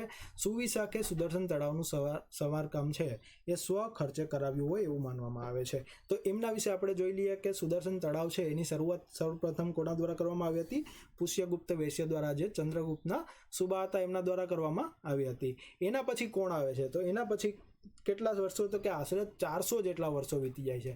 આ સુદર્શન તળાવનું બાંધકામ એટલું મજબૂત હતું કે 400 વર્ષ સુધી એની અંદર કોઈ ફરક પડતો નથી. પરંતુ 400 વર્ષ થયા પછી કોઈ પણ વસ્તુ છે આપણે ખબર છે કે બગડવાની છે અથવા તો તેનું સમારકામ કરાવવું જરૂરી થઈ જાય છે અથવા તો એના તૂટવાના ચાન્સ છે વધી જાય છે.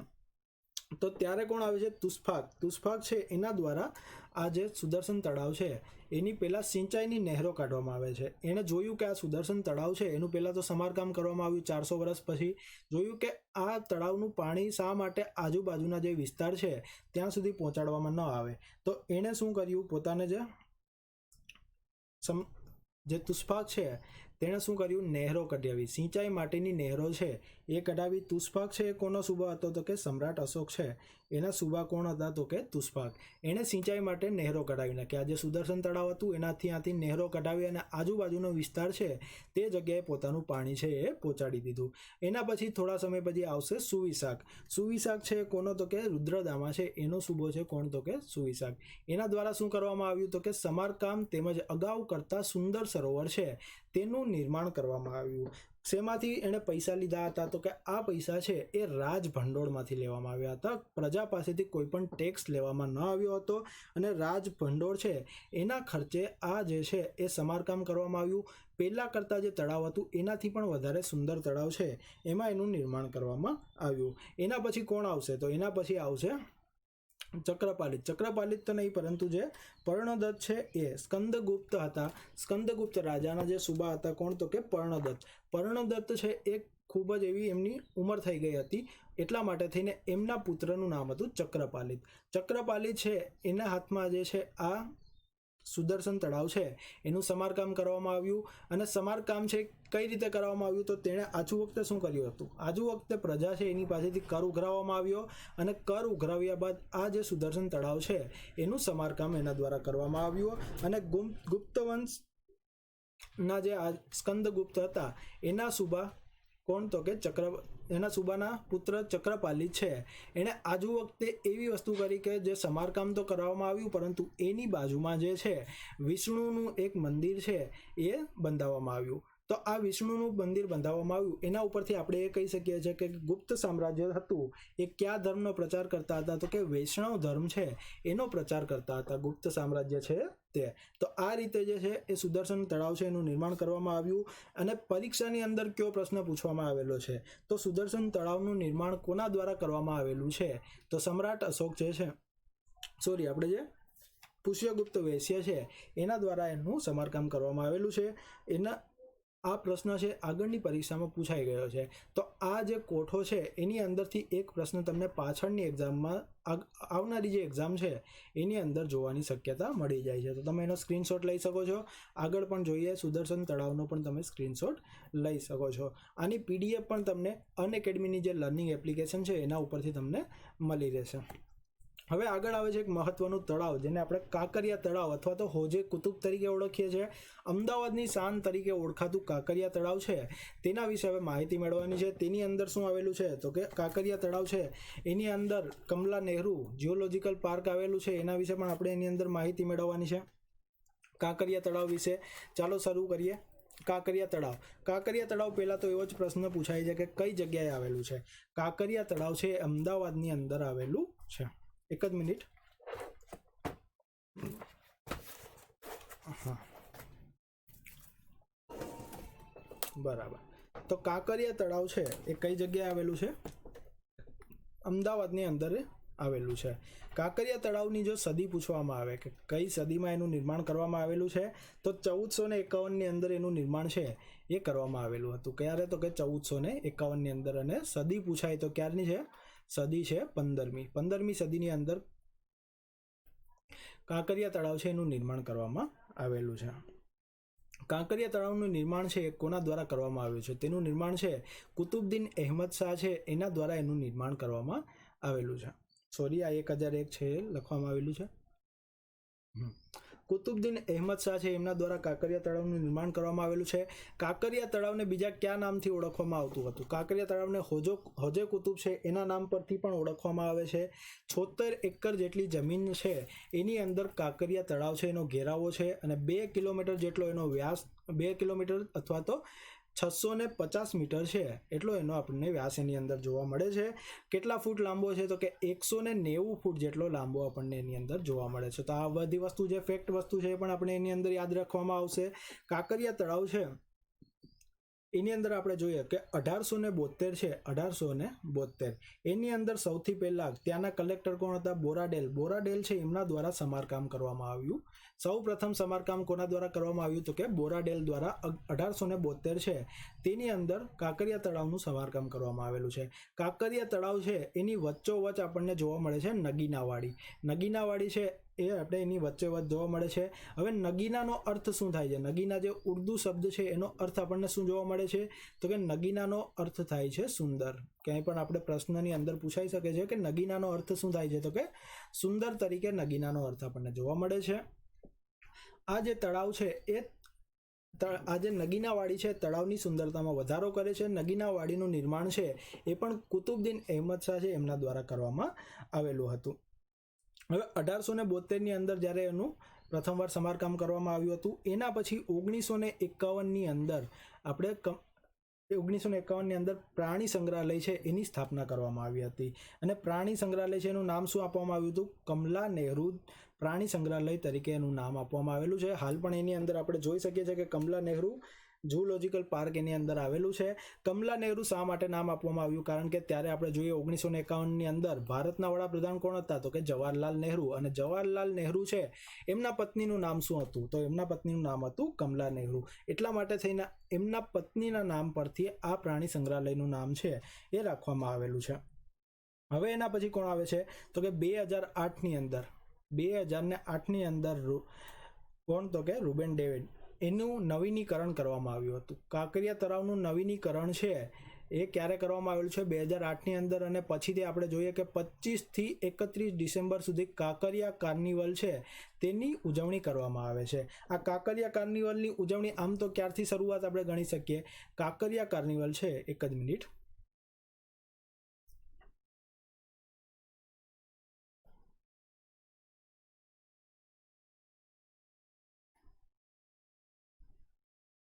હા,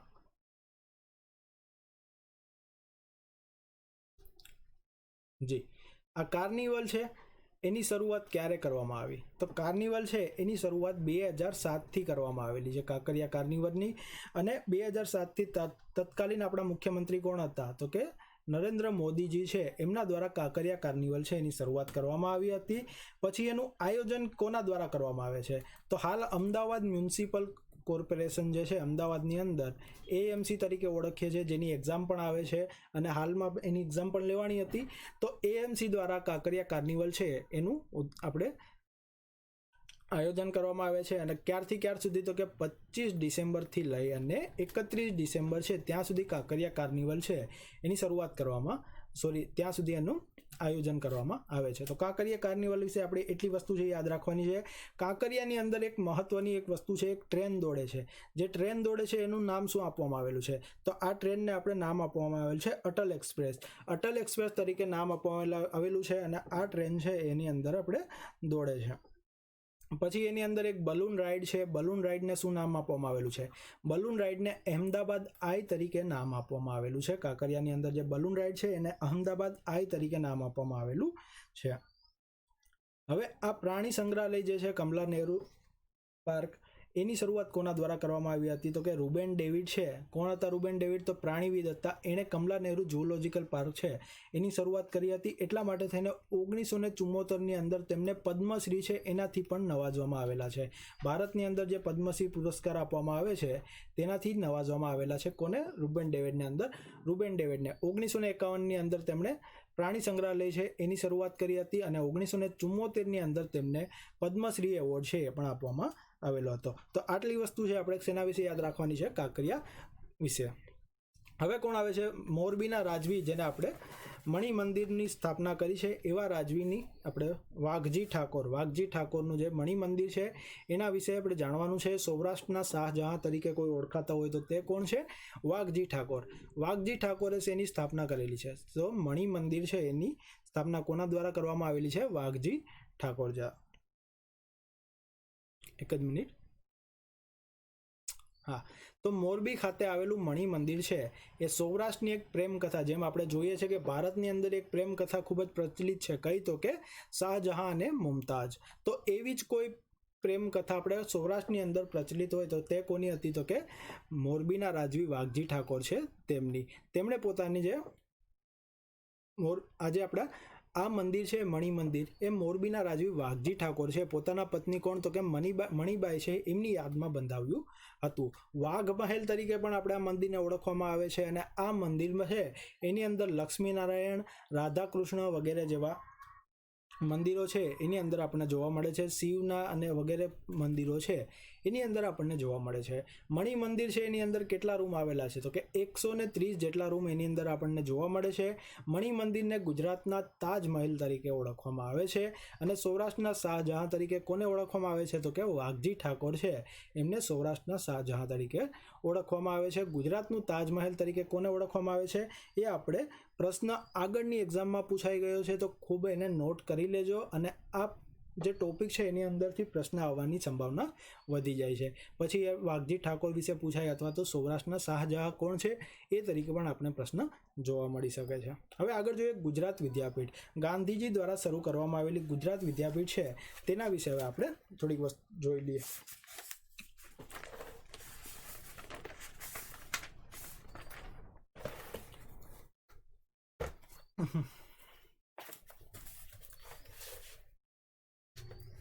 એક જ મિનિટ. હા, તો ભારતમાં યુવાનો છે તેની અંદર શિક્ષણનો સંચાર કરવા માટે અને દેશભક્તિ વિશેની જે પેટ્રોઇટિક આપણે જેને કહીએ છીએ એ વિકસાવવા માટે ક્રાંતિકારી પ્રવૃત્તિઓ છે એને પ્રેરણા આપવા માટે થઈને 1920 છે એની અંદર મહાત્મા ગાંધી દ્વારા કઈ તો કે ગુજરાત વિદ્યાપીઠ છે એની સ્થાપના કરવામાં આવી હતી. હવે આ ગુજરાત વિદ્યાપીઠ આપણે જોતા જ એવું લાગે કે જોડણીની ભૂલ છે. ઘણા બધા લોકો છે એમને ખબર જ હશે, પરંતુ જે નવા લોકો છે એમને જણાવી દઉં કે ગુજરાત છે એની આપણે જોડણી કઈ રીતે લખાય છે. તો ગુજરાતની અંદર આપણે જે હસવાવાળું આવે છે, પરંતુ ગુજરાત વિદ્યાપીઠ આપણે જ્યારે લખીએ છીએ એની અંદર આપણે દીર્ઘ તરીકે લખીએ છીએ. શા માટે? કારણ કે ગાંધીજી છે એમણે એક વખત ગુજરાત આ રીતે લખેલું છે એટલા માટે થઈને આપણે ગુજરાતની અંદર દીર્ઘ લખવામાં આવે છે.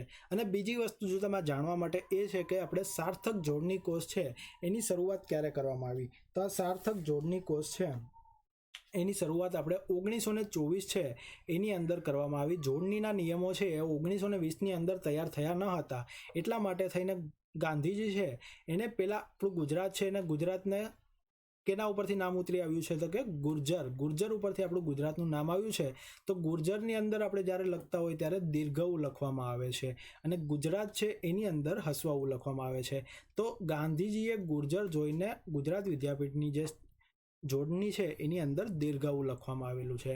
ત્યાર પછી જોડણીના નિયમ ક્યારે બન્યા હતા? સાર્થક જોડણી કોષ ક્યારે? તો કે 1924ની અંદર પ્રસ્તુત થયો. ત્યાર પછી ગુજરાત છે એની અંદર આપણે હસ્વ ઉ તરીકે ઉચ્ચારવામાં આવે છે. પરંતુ ગુજરાત વિદ્યાપીઠ જ્યારે લખવામાં આવશે તેની અંદર ખાસ કરીને જોડણી આપણે ખ્યાલ રાખવાની રહેશે.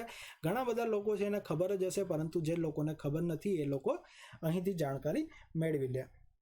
હવે જોઈએ આપણે કે આ ગાંધીજીએ ગુજરાત વિદ્યાપીઠ છે એની સ્થાપના શા માટે કરી હતી? કારણ કે લોકો છે એની અંદર આપણે ક્રાંતિકારી પ્રવૃત્તિઓ છે, ત્યારે આપણો દેશ આઝાદ થયો ન હતો એટલા માટે તેને ક્રાંતિકારી પ્રવૃત્તિઓ છે એને વિકસાવવા માટે થઈને. પછી એક બીજી વસ્તુ કે અસહકારનું આંદોલન, ત્યારે આપણે અસહકારનું આંદોલન ચાલુ કર્યું હતું. એટલે કે આપણે જે ભારતની વસ્તુ છે એને સૌથી વધારે પ્રેરણા આપવામાં આવે, વિદેશી વસ્તુ છે એનો બહિષ્કાર કરવામાં આવે.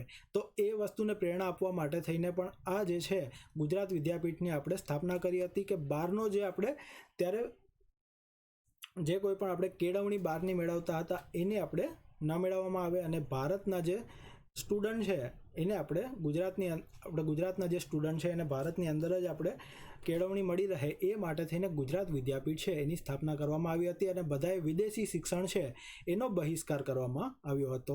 શેની અંદર? તો કે અસહકારનું આંદોલન છે તેની અંદર. એટલા માટે થઈને ગુજરાત વિદ્યાપીઠની સ્થાપના કરવામાં આવી હતી. અને ગુજરાત વિદ્યાપીઠ છે એની સ્થાપના કઈ જગ્યાએ કરવામાં આવી હતી? તો કે કોચરબ આશ્રમ જે આવેલો છે અમદાવાદની અંદર, કોચરબ આશ્રમ જે આવેલો છે, કોચરબ આશ્રમ તો એની પાછળ ડાયાભાઈ છે એનો બંગલો આવેલો છે. ડાયાભાઈના બંગલાની અંદર જે છે ગુજરાત વિદ્યાપીઠની સ્થાપના કરવામાં આવેલી છે. તો એ રીતનો પ્રશ્ન પૂછાઈ શકે છે કે ગુજરાત વિદ્યાપીઠની સ્થાપના છે એ કોના બંગલામાં કરવામાં આવેલી છે? તો ડાયાભાઈના બંગલાની અંદર કરવામાં આવી છે. અને ગુજરાતી વિદ્યાપીઠની અંદર પ્રથમ કુલપતિ કોણ હતા? તો ગાંધીજી જ્યાં સુધી જીવ્યા ત્યાં સુધી ગુજરાતની અંદર જે છે ગુજરાત વિદ્યાપીઠના કુલપતિ તરીકે કોણે સેવા આપેલી છે? તો કે ગાંધીજી દ્વારા સેવા આપવામાં આવી છે. પરંતુ ગાંધીજીનું જ્યારે મૃત્યુ થયું 1949માં, આપણે જ્યારે ગાંધીજીનું મૃત્યુ થયું ત્યાર પછી 1948 પછી જે આપણે છે ગાંધીજીનું મૃત્યુ પછી બીજા કોણ એની અંદર કુલપતિ બન્યા? તો કે સેવાના સ્થાપક કોણ છે? તો કે ત્યારે સરદાર પટેલ છે, મિસ્ટેક થઈ છે. ગાંધીજીના મૃત્યુ પછી સરદાર પટેલ છે તે ગુજરાત યુનિવર્સિટી છે એના કુલપતિ તરીકે એમણે સેવા આપેલી છે. હવે હાલના જો કુલપતિ ગુજરાત યુનિવર્સિટીના પૂછાય તો કોણ આવશે? સેવાના સંસ્થાપક કોણ? ઈલાબેન ભટ્ટ છે એમનું નામ આવશે, જે સેવાના સંસ્થાપક છે. હવે ઈલાબેન ભટ્ટ છે એ કોણ છે? તો કે સેલ્ફ એમ્પ્લોયડ વિમન એસોસિએશન, એને નામ આપવામાં આવેલું છે સેવાનું ફૂલ ફોર્મ છે એ ખાસ કરીને યાદ રાખજો, સેલ્ફ એમ્પ્લોયડ વિમન એસોસિએશન. તેના સંસ્થાપક કોણ છે? તો કે ઈલાબેન ભટ્ટ. હાલ આપણે ગુજરાત વિદ્યાપીઠ છે એના કુલપતિ તરીકે સેવા આપી રહ્યા છે. અને ઉપકુલપતિ તરીકે કોણ છે? તો કે અનામિકા શાહ છે એ અત્યારે ઉપકુલપતિ તરીકે એની સેવા આપી રહ્યા છે. આ જે સંસ્થા છે એનું સૂત્ર શું છે? ગુજરાત વિદ્યાપીઠ છે આપણે જે સંસ્થા છે એનું સૂત્ર શું છે? સા વિદ્યા યા વિમુક્તયે એનું સૂત્ર છે. અહીંયા આદિવાસી સંશોધન કેન્દ્ર પણ આવેલું છે. ધોરણ 1 થી અનુસ્નાતક સુધીના અભ્યાસક્રમો છે તે પણ એની અંદર ચલાવવામાં આવે છે. અહીં અભ્યાસ કરતા વિદ્યાર્થીઓ છે એને ગાંધીજીના ચિંધ્યા જે માર્ગ છે એના ઉપર ખાદીના વસ્ત્રોથી લઈ તથા સાફ સફાઈ છે એ સ્વયં કરવામાં આવે, જેને વર્ષ 1963માં ડીમ્ડ યુનિવર્સિટીનો દરજ્જો મળવામાં આવ્યો છે. હવે ઘણા લોકો છે એને એવું કહેવામાં આવે છે કે આજે ગુજરાત વિદ્યાપીઠ છે એને યુનિવર્સિટીનો દરજ્જો ક્યારે? તો કે 1949ની અંદર આપવામાં આવેલો છે. પરંતુ જો 1963 આપશે તો પહેલી પ્રાયોરિટી આપણે 1963ને આપવામાં રહેશે, કારણ કે ગુજરાત વિદ્યાપીઠ છે એને યુનિવર્સિટીનો દરજ્જો 1963ની અંદર આપવામાં આવેલો છે. પરંતુ જો 1963 ઓપ્શનની અંદર ના હોય તો 1949 છે એ પણ તમે એની અંદર સિલેક્ટ કરી શકો છો. ડીમ્ડ યુનિવર્સિટીનો દરજ્જો એને 1963 છે એની અંદર આપવામાં આવેલો છે. મહાત્મા ગાંધીજીના પ્રયાસથી ગુજરાત વિદ્યાપીઠ ખાતે ગુજરાતી ભાષાનો માન્ય સાર્થક જોડણી કોર્સ ક્યારે? તો કે 1924 1924ની અંદર સાર્થક જોડણી કોષ છે તૈયાર કરવામાં આવેલો છે. તો ગુજરાત વિદ્યાપીઠ વિશે આપણે એટલી વસ્તુ મહત્વની યાદ રાખવા જેવી છે. કઈ જગ્યાએ બનાવવામાં આવેલું છે? તો કે કોચરબ આશ્રમ છે એની પાછળ કોના? તો કે ડાયાભાઈ છે એના બંગલાની અંદર બનાવવામાં આવેલું છે. અસહકારનું આંદોલન હતું તે દરમિયાન ગુજરાત વિદ્યાપીઠ છે એની સ્થાપના કરવામાં આવી છે. વિદેશી જે શિક્ષણ છે એનો બહિષ્કાર કરવામાં આવે અને આપણું જે ભારતનું શિક્ષણ છે એ મેળવવા માટે થઈને ગુજરાત વિદ્યાપીઠ છે એની સ્થાપના કરવામાં આવી છે. 1920ની અંદર કરવામાં આવી છે. ખાસ કરીને જોડણી ઉપર ધ્યાન દેવાનું છે કે દીર્ઘાઓ આવશે.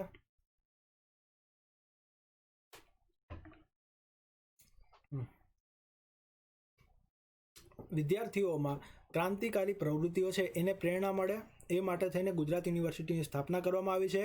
પ્રથમ કુલપતિ કોણ હતા? તો કે ગાંધીજી હતા. ક્યારથી ક્યાર સુધી? તો ગાંધીજીના મૃત્યુ સુધી ત્યાંના કુલપતિ હતા.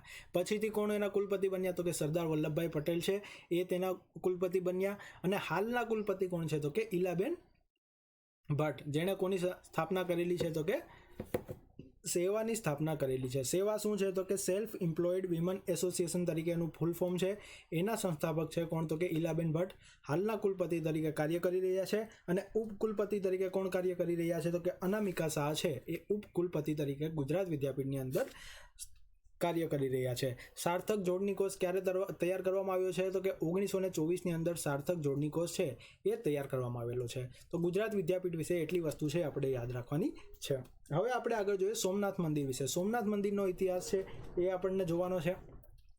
જોઈ લઈએ એના વિશે કે ભારતમાં 12 જ્યોતિર્લિંગ છે તેમાંનું એક જ્યોતિર્લિંગ તરીકે કયું છે? તો કે સોમનાથ મંદિરને જે છે આપણે માનવામાં આવે છે. સોમનાથ મંદિર છે એ લોકવાયકા મુજબ લોકો આ સોમનાથ મંદિર છે એ ચંદ્ર એ સોનાનું બનાવેલું છે. રાવણે ચાંદીનું, તમે અહીં જોઈ શકો છો કે ચંદ્ર છે એને સોનાનું બનાવેલું છે. રાવણ છે એને ચાંદીનું મંદિર બનાવેલું છે. શ્રી કૃષ્ણએ સુખડનું બનાવેલું છે. અને ભીમદેવ પ્રથમ છે એને પથ્થરનું મંદિર બનાવેલું છે. તો આ લોકવાયકા મુજબ આને આપણે માનવામાં આવે છે. તમે આનો સ્ક્રીનશોટ લઈ લેજો કારણ કે 1 માર્કનો પ્રશ્ન અહીંથી નીકળવાની પૂરેપૂરી સંભાવના છે. હવે 1024માં મોહમ્મદ ગઝનવી છે તેણે આક્રમણ કર્યું હતું કોના ઉપર? તો કે સોમનાથ મંદિરની અંદર. ત્યારે આપણે જે ભીમદેવ છે એક ભાગી અને કંથકોટનો જે કિલ્લો છે એની અંદર છુપાઈ ગયો હતો. અને પછીથી જ્યારે અલાઉદ્દીન ખિલજીના ગયા પછી સોમનાથ મંદિરનો જીર્ણોદ્ધાર કરાવવામાં આવ્યો હતો. કોના દ્વારા? તો કે ભીમદેવ દ્વારા એનો જીર્ણોદ્ધાર કરવામાં આવેલો હતો. અને મોઢેરાનું સૂર્ય મંદિર છે એની પણ તેને સ્થાપના કરવામાં આવી હતી. એના પ્રાયશ્ચિત કરવા માટે થઈને જે છે સોમનાથનો જીર્ણોદ્ધાર કરવામાં આવેલો હતો. અને 1299 છે એની અંદર અલાઉદ્દીન ખિલજી છે એણે સોમનાથ પર ધ્વંસ કર્યું હતું. એવી લોકવાયકા છે એ જે આપણે છે ઇતિહાસની અંદર એવું માનવામાં આવે છે. સોમનાથના રક્ષણ અર્થે કોની? તો કે હમીરજી ગોહિલ છે તે વીરગતિ પામ્યા હતા. જ્યારે ભીમદેવ પ્રથમ છે એ છુપાઈ ગયા હતા ત્યારે જે હમીરજી ગોહિલ છે એમણે કીધું હતું કે સોમનાથ મંદિર છે કોઈ પણ કાળે લૂંટાવા દેવાશે નહીં. ત્યારે ઘણા આપણા વીરો છે એમણે પોતાની જે જાન છે એ ત્યાં એને કુરબાન કરી હતી અને વીરગતિને પ્રાપ્ત થયા હતા. હમીરજી ગોહિલ છે એમની પ્રતિમા આજે પણ આપણે સોમનાથ મંદિરની એક્ઝેક્ટ સામે છે એ આપણને જોવા મળે છે. કોની? તો કે હમીરજી ગોહિલ છે એની પ્રતિમા. હમીરજી ગોહિલ કોણ હતા? તો લાઠીના રાજવી હતા. અને જે કલાપી આપણે જે સાહિત્યમાં જોઈએ છે સુરતાની માડીનો મીઠો મોરલો એવા કલાપીના રાજવંશ અથવા તો તેમના વંશજ તરીકે કોણ હતા? તો કે હમીરજી ગોહિલ. સોમનાથ મંદિર છે એની અંદર શિવલિંગની સ્થાપના ક્યારે? તો કે 1951ની અંદર ભારતના પ્રથમ રાષ્ટ્રપતિ ડોક્ટર રાજેન્દ્ર પ્રસાદ છે એમના દ્વારા હસ્તે કરવામાં આવી હતી. અને 1948-1949 છે ત્યારે સરદાર વલ્લભભાઈ પટેલ છે અહીં જોઈ શકો છો તમે સરદાર વલ્લભભાઈ પટેલ છે તેમના દ્વારા એનું સમારકામ અને જીર્ણોદ્ધાર છે એ પણ કરવામાં આવેલો હતો.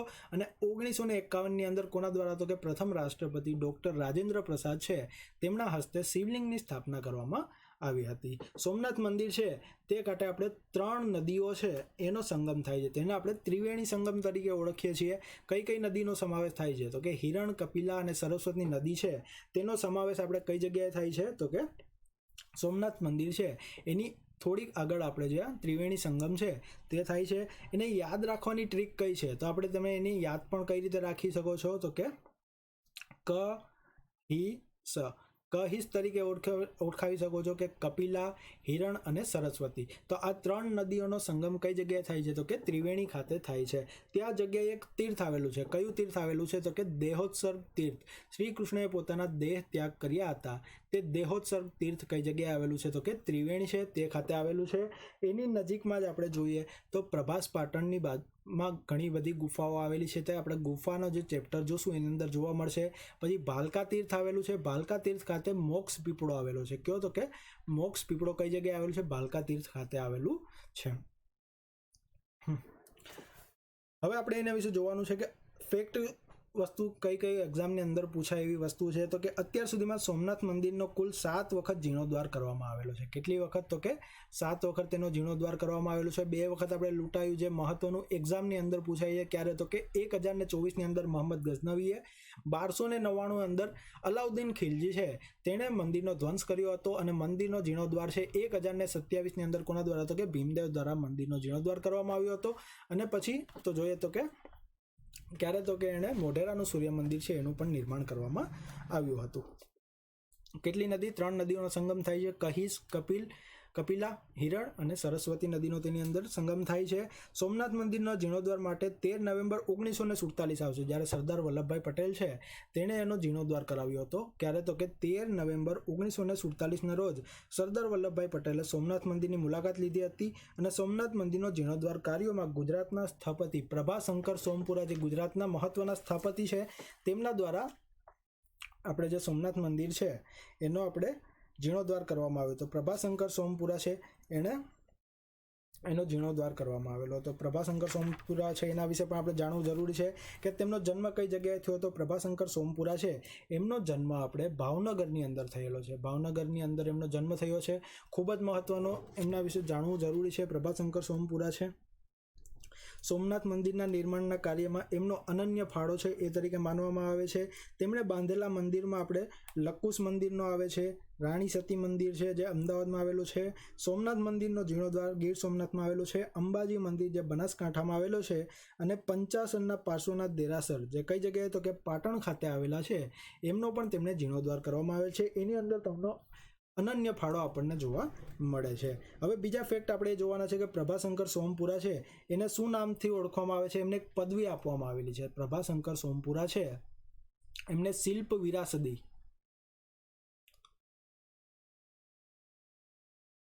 વિરાસદી તરીકે કોને ઓળખવામાં આવે છે? પ્રભાશંકર સોમપુરાને ઓળખવામાં આવે છે. અને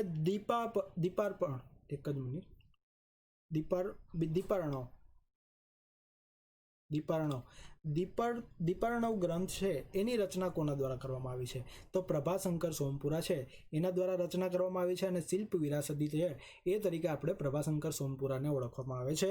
સોમનાથ મંદિર છે એના વિશે એટલી વસ્તુ યાદ રાખવાની હતી. ખાસ કરીને યાદ રાખજો, ફેક્ટ વસ્તુ છે કે ચંદ્ર એ સોનાનું બનાવેલું છે, રાવણ એ ચાંદીનું બનાવેલું છે, શ્રી કૃષ્ણ એ સુખડનું બનાવેલું છે. એક્ઝામની અંદર ખૂબ જ મહત્વનો ટોપિક છે કે શ્રી કૃષ્ણ દ્વારા બનાવેલું સોમનાથનું મંદિર શેના દ્વારા બનાવેલું છે? તો કે સુખડ દ્વારા બનાવવામાં આવેલું છે. અને ભીમદેવ પ્રથમ જેણે જીર્ણોદ્ધાર કરેલું હતું 1026-27ની અંદર 1024ની અંદર કંથકોટના કિલ્લામાં જઈને છુપાઈ ગયો હતો. અને એના પ્રાયશ્ચિત માટે થઈને 2 મંદિરનું તેમણે એક મંદિર સોમનાથનું જીર્ણોદ્ધાર કરાવ્યું અને મોઢેરાનું સૂર્ય મંદિર છે એનું નિર્માણ કરાવેલું. તો એણે પથ્થરનું મંદિર છે એનું નિર્માણ કરાવેલું હતું. એનો સ્ક્રીનશોટ તમે અહીંથી લઈ શકો છો. હવે આપણે જોઈએ વડનગરના કીર્તિ તોરણો.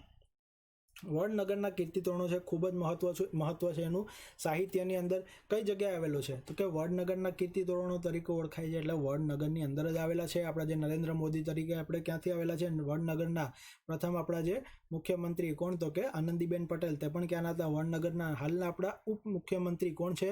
નીતિનભાઈ પટેલ, તે પણ ક્યાંના છે? તો કે વડનગરના જ છે. તો વડનગર છે ખૂબ જ મહત્વનું છે. વડનગરના નામ પણ પૂછાય છે. આનંદપુર, આનર્તપુર અને ચમત્કારપુર, આ 3 નામ છે ક્યાંના પૂછાય છે આપણને? તો કે વડનગર છે ત્યાંના આપણને પૂછવામાં આવે છે.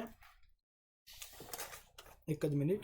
The art of glory of Vadnagar તરીકે ઓળખવામાં આવે છે. વડનગરના જે કીર્તિ તોરણો છે તેને the art of glory of Vadnagar તરીકે ઓળખવામાં આવે છે. વડનગર તરીકે ઓળખવામાં આવે છે. સોલંકી રાજા સિદ્ધરાજ જયસિંહ છે તેમણે બંધાવેલા કીર્તિ તોરણો છે ક્યાં આવેલા છે? તો કે મહેસાણા જિલ્લાનું વડનગર છે તે ખાતે આપણને જોવા મળે છે. ખાસ કરીને આપણે વડનગર શા માટે ઓળખાય છે તો કે પોલિટિક્સ, ઘણા બધા પોલિટિશિયન આપણે ત્યાંથી જોવા મળે છે, એટલા માટે થઈને વડનગરને આપણે ઓળખીએ છીએ.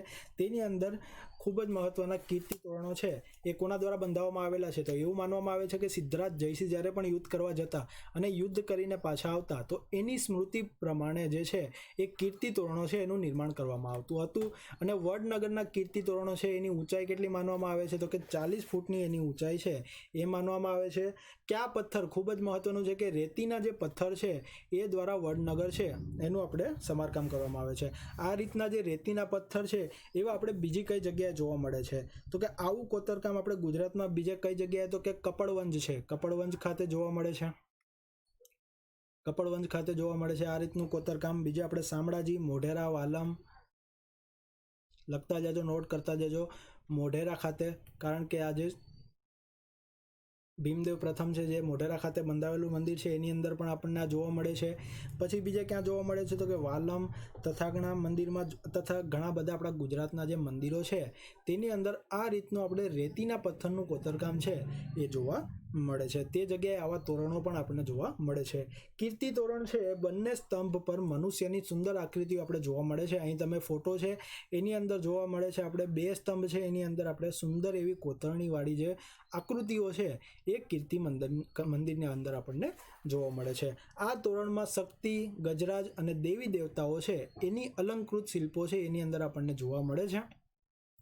પછી બીજી આપણે લોકવાયકા મુજબ એવી માન્યતા જોવા મળે છે કે આ જે છે કીર્તિ તોરણો છે એ ક્યારે તો કે નરસિંહ મહેતાનો જે સમય હતો 15મી સદી હતી તેના પુત્રના સામળસાના લગ્ન હતા અને તેમની સ્મૃતિ પ્રમાણે, તેમના લગ્નની સ્મૃતિ પ્રમાણે વડનગરની છે એની અંદર કીર્તિ તોરણનું નિર્માણ કરવામાં આવેલું હોય એવી પણ એક લોકવાયકા છે એ માનવામાં આવે છે. પરંતુ આપણે કોના દ્વારા બનાવવામાં આવ્યું એવું માનવામાં આવે તો સિદ્ધરાજ જયસિંહનું નામ આવશે. આથી એની સ્મૃતિ રૂપે જે છે આ તોરણ બાંધવામાં આવ્યા હોય એવું પણ આપણે માનવામાં આવે છે. આજે રેતીના પથ્થર છે એની અંદર ફૂલવેલનું ઝીણવટભર્યું કોતરકામ છે આપણને જોવા મળે છે અને ઘણી બધી જગ્યાએ આવું ફૂલવેલનું ઝીણવટભર્યું કોતરકામ છે એ આપણે ઘણા મંદિરોની અંદર જોવા મળે છે. આ તોરણો જોવા દેશ વિદેશથી 1000 પ્રવાસીઓ છે આપણને ક્યાં તો કે મહેસાણાનું જે વડનગર છે એની અંદર આવતા હોય છે. આ વડનગરના કેટલા નામ છે તો કે આનંદપુર અને ચમત્કારપુર. એ તમે નોટ કરી લેજો. વડનગરના જે પૌરાણિક નામ છે એ એક્ઝામની અંદર પૂછાવાની સંભાવના રહી છે. પછી વડનગરા ઈષ્ટદેવ હાટકેશ્વરના મંદિરમાં શિવલિંગ અને કલાત્મક છત્રીઓ છે આપણને કઈ જગ્યાએ જોવા મળે છે તો કે વડનગરની અંદર આપણને જોવા મળે છે. વડનગર છે એની અંદર બીજું આપણે સરકાર દ્વારા ભક્ત કવિ નરસિંહ મહેતાની જે પ્રપોત્રીઓ હતી તાના અને રીરી તેમની સમાધિ પણ આપણે જોવા મળે છે. અને દર વર્ષે વડનગરમાં તાનારીરી મહોત્સવ છે એનું આયોજન પણ કરવામાં આવે છે. તાનારીરી મહોત્સવ છે એનું આયોજન કઈ જગ્યાએ? વડનગરની અંદર કરવામાં આવે છે. વડનગર એ ગુજરાતનું સૌથી પ્રાચીન અને હયાત નગર છે જેને આપણે 3 નામ તરીકે આનંદ અને ચમત્કારપુર તરીકે ઓળખીએ છીએ. તાજેતરમાં ગુજરાતના વડનગર પાસેના અમરથોડ છે તે નજીક ચાલી રહેલા ઉત્ખનન દરમિયાન 2 મીટર વ્યાસ ધરાવતું ગોળાકાર સંચરનાળવાળું પૌરાણિક દિશા સૂચક છે એ માળખું મળી આવ્યું છે. સામાન્ય ઈંટોથી બનેલું આ માળખું છે એ દેશમાં સૌ પ્રથમ આપણે અહીંથી જોવા મળે છે. કઈ જગ્યાએ તો કે વડનગરની બાજુમાં આવેલું અમરથોડ છે તે જગ્યાએથી આ દિશા સૂચક છે આપણને મળી આવ્યું છે જ્યારે એની અંદર ખોદકામ કરવામાં આવ્યું હતું ત્યારે. તો આટલી વસ્તુ છે આપણે વડનગર વિશે જાણવાની છે. તો આ હતો આજનો આપણો પ્રથમ લેક્ચર જેની અંદર આપણે આટલા મોન્યુમેન્ટ્સ છે એ જોયા છે. બાકીના પણ ઘણા મોન્યુમેન્ટ્સ છે, શિલ્પ સ્થાપત્યો છે, એના વિશે આગળના લેક્ચરમાં જોશું. અને ફૂલ વિડીયોને આપણે જો લાઈવ જોવા માંગતા હોય તો તમે એને આપણે અનએકેડમીની લર્નિંગ એપ છે જોઈન કરી શકો છો. એની ઉપર તમે વસીમ 10 કરીને આપણે જે સબસ્ક્રિપ્શન લેશો તેની અંદર 10% ડિસ્કાઉન્ટ છે એ પણ જોવા મળી જશે. લેટ્સ ક્રેક ગુજરાત એક્ઝામની ચેનલ છે એને તમે સબસ્ક્રાઇબ કરી લો. તેની ઉપર તમને ઘણા બધા વિડીયો છે એ જોવા મળશે. Thank you so much. મારું નામ છે વસીમ લોચ અને આપને હાર્દિક સ્વાગત કરું છું. આ જ રીતે આપણા વિડીયો છે એ તમે જોતા રહેજો.